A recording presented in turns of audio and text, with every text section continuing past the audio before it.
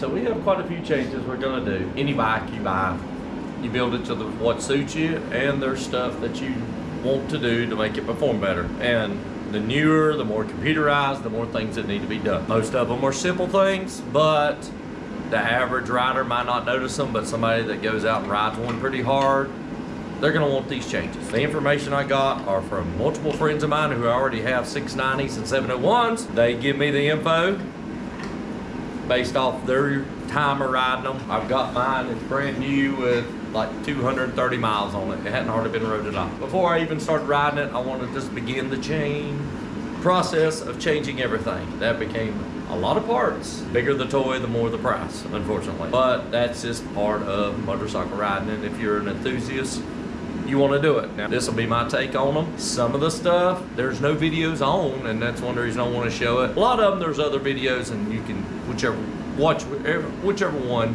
suits you the best. I'm gonna just go quickly over what all we're gonna be changing. All right, obviously, bigger skid plate. If you ride more than dirt roads, which we tend to do, you want a better skid plate right off the bat. You want one that's got the master cylinder protector, because it's in a terrible location for off-road. It's right here laying sideways. So you got to put one that's going to protect that, which the factory one does not. So that's a must on any bike I buy. I buy heavy duty. I used to do aluminum. Now I use the plastic. And there's a lot of different brands. Now we're sponsored by Moose Racing. There's no video at all of putting the Moose Racing skid plate on. So we're gonna put it on. We're gonna see how hard it is. Might be some bad words. We'll see. But usually, once it's on, the initial getting them together and on's a pain in the butt. But after the Moose Racing one is on, or a lot of the other brands are simple to take off. It's, I suspect, the same as the AXP. I've already done the headlight swap. Now, online, that is the factory light, but not the factory shroud. But it's the Service VSL. Rocky Mountain says it fits. I made it fit, but it's not a direct fit like it would be if I bought it for my Husqvarna. And I don't have my other one in that has it on, or my KTM, where it's just pretty much a plug and play and you're good to go. I love that light, fantastic. Vision, I've rode this one once at night. I already hated the light. And I don't know for such an expensive bike why they don't put better headlights, but I have already mounted it, and I'll go over some of the stuff. I may even take it off to show you, because I mounted it, but you have to use the original one to do it on the 701 and adapt the pieces, and most everything was bolt on. I had to trim one piece of plastic, but it's on, and this is gonna be probably 3 to 5 times brighter than what the light that comes on. The only thing I've still got to work on is, yes, it's very bright. They don't come with high and low beam. You get high beam, it goes out. Well, I think it's Moto-minded Slavens Racing. Carries the part, I just hadn't ordered it yet. It's a switch that will take this light, which never before was a high-low beam, and you plug a little short cord, I think it's 20 bucks. And then when you hit the switch to low beam, it drops the light down to like 20-25% of the original, which most people, if you ride a motorcycle, you only run low beam for daylight. And that's if you want to. I normally run high beam all the time, but to pass inspection, I want it to be high-low. So I'm gonna buy that little adapter and put it on so that it actually works properly. The big one that is not here yet, that is a must, is the exhaust. This exhaust gets so dang hot because it's got a catalytic converter. It's ugly. It's so hot it'll burn you if you look at it. This plate gets so hot, my little Boston Terrier burnt her paw the very first time I rode it, because she run up on the motorcycle, put her paws up and burn. So, a lot of different brands. All my friends are using the Wings exhaust, and it has worked very well. The only downside in the US is it ships from overseas, but it's coming pretty quick. It's actually in North Carolina, though it's on its way. No. And we had a snowstorm this weekend, and it may have slowed it down. This plate here won't get as hot once you do away with the catalytic converter, but while you're doing it, I'm gonna do carbon fiber. Once again, Moose Racing makes one. And then they make a full one that's really expensive. We're gonna see if it works. Call an Amazon special just to see what happens. And don't know that it's gonna bolt on. We're gonna try to, because I'm really only worried about this area here. So we're gonna try to adapt it. If it don't work, then later on I will buy the quality one. But for $10, why not try? I have built so many things that way just by buying something. It's aluminum, carbon fiber looking. We'll see how it is. I'll be a piece of junk. But for $10, I'll try anything once. Bark Busters. I put a set off of my old DR650. The mounts ain't really good. I've ordered a new set from Moose Racing and I've ordered new covers. So all that I'm gonna switch those out. Put new covers to make it look a little better. It won't take long, I'll have it dropped playing. So it don't really matter, but we'll be switching those. Risers, I'm a tall guy. Handlebars are always too low. I rise them on every bike. They wasn't very specific on what style you needed for this bike, so I ordered both sets of the risers from Moose Racing. I'll find a use for the other Can you set. hold those up so you can? And these here simply go underneath the mounts for the handlebars, and you can go up to like 1.5 inches or something like that. Virtually duplicate, just the shape's different. Whichever one fits best, the one I'm gonna use, and I'll use on something else because I find many things to use. Windshield, and a bit more of this light.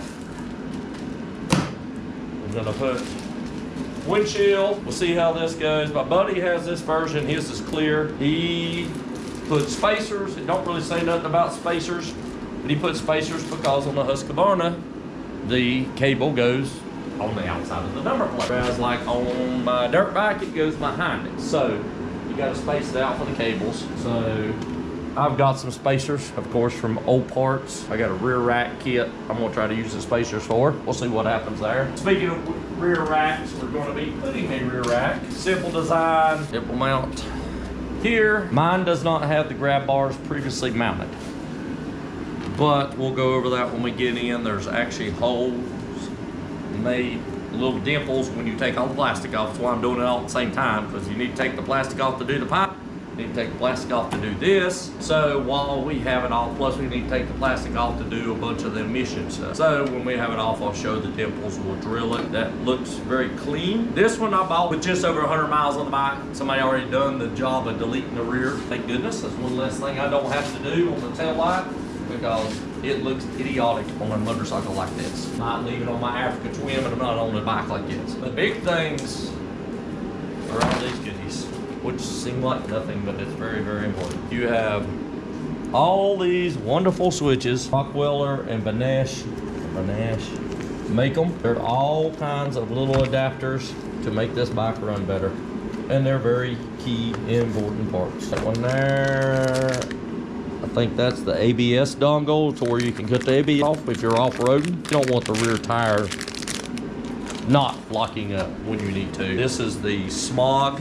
This thing here replaces the good old emission stuff, because we're going to be riding on the off-road. But it replaces all this emission stuff and gets rid of the canister, all that. Makes it run cleaner. That's what happens when you buy a DOT-approved bike. Unlike buying a dirt bike and then making it DOT, you don't have none of that stuff. Fuel dongle. Hard to believe that is so small. I think that's the fuel dongle. But it richens up the engine, does away with the O2 sensor, makes the bike run much better, and actually makes the wings exhaust work like it should.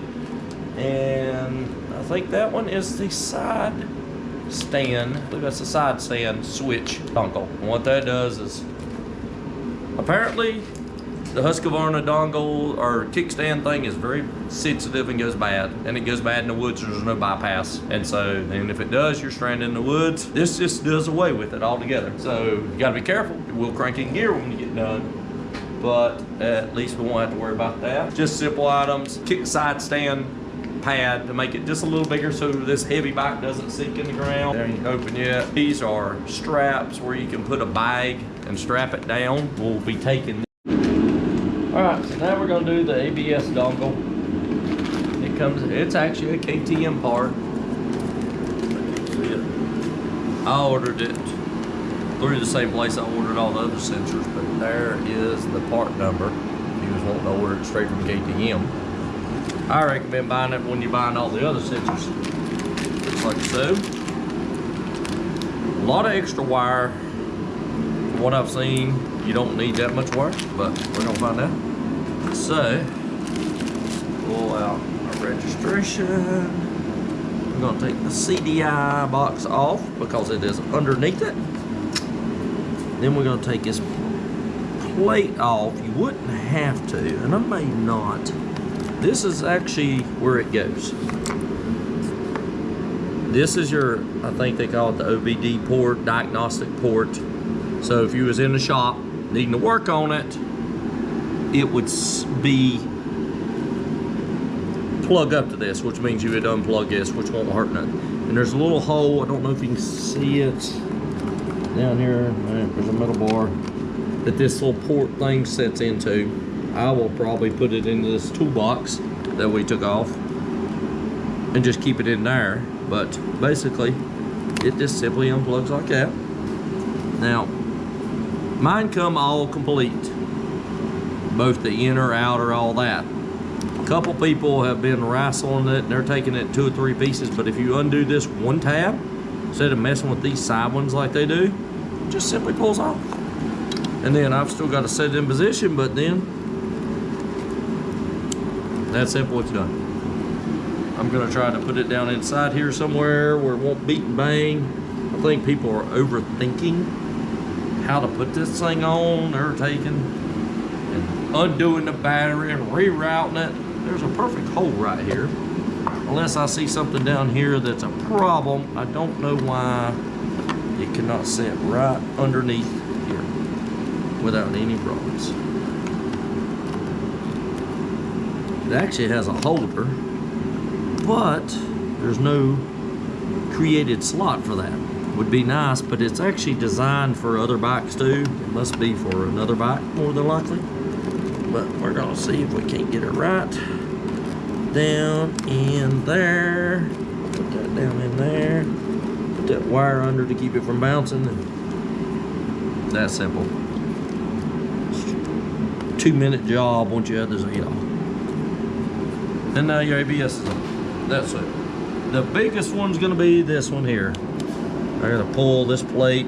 I'll do that here later. But we're getting close.